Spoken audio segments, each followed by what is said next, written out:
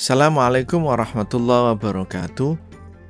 Alhamdulillahirrabbilalamin. Wassalatu wassalamu ala ashrafil anbiya'i wal mursalin Sayyidina wa maulana Muhammadin wa ala alihi wa sahbihi ajma'in. Hadirin hadirat kaum muslimin muslimat yang kami hormati, alhamdulillah kita diperjumpakan lagi di dalam kajian kitab di program Kamandanu, kegiatan Ramadan di kampus UNU Yogyakarta pada tahun ini. Semoga Ramadan tahun ini selalu menjadi ladang kita untuk berbuat lebih baik, mendapatkan pahala dari Allah, dan dengan begitu kita nanti dimasukkan ke dalam hamba-hambanya yang diridhoi oleh Allah. Amin ya rabbal alamin. Dalam kesempatan kali ini kita akan membahas tentang satu hadis di dalam kitab Mukhtarul Ahadits karya Syed Ahmad Al-Hashimi. Dan mari kita, sebelum memulai membahas satu hadis di dalam pertemuan kali ini, kita bertawasul bersama kepada Rasulullah, Kanjeng Nabi, dan juga kepada pengarang kitab ini. Semoga kita selalu diberi hidayah oleh Allah melalui pengarang, melalui Kanjeng Nabi, melalui pengarang kitab dan kitab ini, untuk selalu mendapatkan hikmah-hikmah hidayah yang nanti bisa bermanfaat bagi kehidupan kita. Ila hadratin Nabil Mustafa Muhammadin sallallahu alaihi wasallam, sama ila jami'i ikhwanihi minal anbiya'i wal mursalin wa syuhada wa shalihin wal awliya'il arifin wa sahabati ajma'in, sama ila arwahi masyaikhina khususan ila musannifi hadzal kitab Syed Ahmad Al-Hashimi, waliman lahu haqqun alaina waliman ahsana ilaina syai'ul lillahi lana walahumul fatihah. A'udzu billahi minasyaitonir rajim. Bismillahirrahmanirrahim. Alhamdulillahi rabbil alamin arrahmanir rahim maliki yaumiddin. Iyyaka na'budu wa iyyaka nasta'in. Ihdinas siratal mustaqim. Siratal ladzina an'amta 'alaihim ghairil maghdubi 'alaihim waladdallin. Amin. Bismillahirrahmanirrahim. Hadis Rasulullah Kanjeng Nabi ngendika, Kanjeng Nabi dawuh, atani Jibrilu, atani nekani ni ing ingsun sapa Jibrilu, Jibril, malaikat Jibril. Jibril mendatangiku, kata Rasulullah. Faqala, mongko ngucap sapa Jibril, ya Muhammadu, he Muhammad, ish uripo sapa sira ma ing barang syikta kang karep sapa sira. Fa innaka, mengko sak temene sira iku mayitun bakal mati. Wahai Muhammad, hiduplah sesukamu di dunia ini. Tapi ingatlah, kamu sesungguhnya akan mati. Wa ahbib lan demeno sira ma ing perkara ing barang syi'ta kang karep sapa sira. Fa inna kamangka sak temene sira iku mufarikuhu bakal pisah ing ma syi'ta ing barang iku. Dan sukailah, senangilah sesuai dengan apa yang kamu sukai. Semua kamu sukai gak masalah, sesuai dengan keinginanmu. Tapi ingatlah, sesungguhnya engkau itu akan berpisah dengan apa yang engkau sukai itu. Wa'mal lan ngamalo sapa sira ma ing perkara syi'ta kang karep sapa sira. Fa innaka mengko sak temene sira iku majziyun bakal den wales bihi kelawan ma. Beramallah, beraktivitaslah, berkegiatan apapun terserah, ya kan? Tapi ingat bahwa apa yang kamu lakukan, kegiatanmu itu mesti nanti akan ada pembalasannya.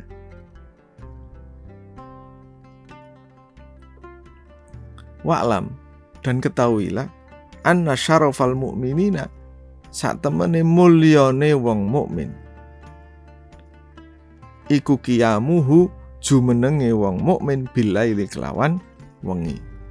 Ketahuilah sesungguhnya yang membuat mulianya seorang yang beriman itu adalah dia itu bangun beribadah di malam hari. Wa izzahu lan kemuliaane mukmin iku istighna'uhu ora butuhe mukmin anin nasi saking menungso. Dan keluhuran kemuliaan seorang mukmin itu adalah dia independen. Dia tidak merasa tergantung. Dia mandiri aninas dari kepentingan manusia. Hadis ini diriwayatkan oleh Al-Baihaqi an Jabirin, rawahul Baihaqi an Jabirin. Hadis ini Jibril berkata, "Wahai Muhammad, hiduplah sesukamu." Ini pesannya kepada Rasulullah. Karena kita ini umatnya Rasulullah, maka sebenarnya pesan itu untuk kita juga. Dan ini dipesankan Jibril sebenarnya ketika ini pesan kepada Nabi Muhammad, tapi Nabi Muhammad memberikan pesan ini, mengungkapkan pesan ini. Jibril datang kepadaku ngomong seperti ini. Itu berarti bahwa pesan itu pun juga untuk kita, umat Nabi Muhammad. Ya Muhammad, ya, wahai Muhammad, bermakna apa? Ya bermakna juga wahai umat Muhammad juga. Hiduplah sesukamu, tapi ingat kamu akan mati. Ini kan kayak mendorong, didorong. Tapi kalau sudah nyampe pada waktu tertentu, jangan berlebihan, karena kamu itu akan mati. Artinya, ini kan bentuk menyemangati, tapi juga ketika menyemangati, karena fa innaka mayyitun, kamu sudah akan mati. Gak apa-apa kamu hidup, tapi kamu mati. Ini kan sebenarnya batas supaya kita tidak boleh berlebihan di dalam bersikap. Kalau coba umpamanya nggak ada diingatkan mati, ini kayaknya orang nggak percaya akhirat. Dia akan berbuat apapun, seakan-akan dia ini mau hidup 1000 tahun, sehingga dia tidak berpikir. Dia akan berbuat sesukanya, tidak peduli apakah ini baik atau tidak baik. Kan kira-kira gitu. Nah, batasannya kamu mati. Itu kan membatasi supaya manusia itu tidak berlebihan. Cintai semua orang. Wahbib ma syi'ta fa innaka mufariquhu. Cintai, enggak apa-apa, enggak ada larangan untuk cinta itu. Ya kan? Itu fitrah manusia. Ingin mencintai, ingin menyayangi, dan juga sebaliknya ingin dicintai dan disayangi, itu fitrah. Tetapi ketahuilah, kamu itu nanti akan pisah dengan orang yang kamu cintai. Loh, ini kan sebenarnya kalau orang yang lagi putus-putus itu dengan sesuatu yang dicintainya atau seseorang yang dicintainya, harusnya dikasih hadis ini supaya tidak galau. Ini hadis anti galau. Memang sudah diingatkan. Kamu akan berpisah dengannya. Supaya apa? Supaya, ini kan pesan, supaya yang dicintainya itu tidak terlalu berlebihan pikirannya untuk dia. Karena kapanpun juga kita akan berpisah.